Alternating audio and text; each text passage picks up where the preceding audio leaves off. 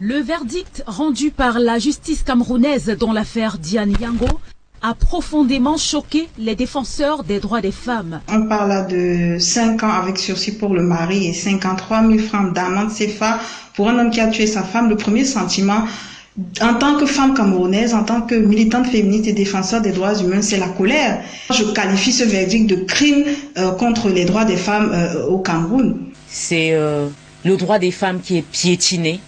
C'est une double injustice, une triple injustice, une quadruple injustice. Bref, c'est un scandale.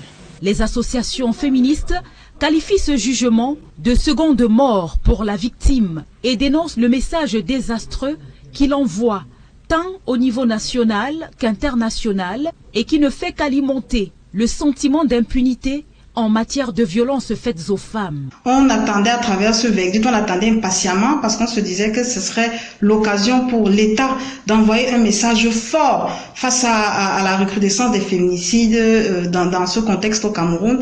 Et là, on a été totalement déçus. Que Maître Champouté décide de faire appel, ça nous attriste toujours parce qu'on pense à cette famille qui va encore recommencer avec cette procédure. Dans un contexte où la situation des féminicides au Cameroun atteint des proportions dramatiques, ces défenseurs des droits des femmes appellent instantanément les autorités à prendre des mesures fortes pour enrayer cette spirale de violence. Oui, on nous a fait savoir que le droit a été dit et que c'est la qualification des faits qui n'a pas été bonne. Mais quelle est l'image qu'on renvoie en donnant ce genre de verdict? Vous ne pouvez pas accepter que vous êtes coupable, avouer être coupable, et à la fin de la journée, qu'on vous dise que bon, finalement, peut-être nous nous excusons de vous avoir interpellé.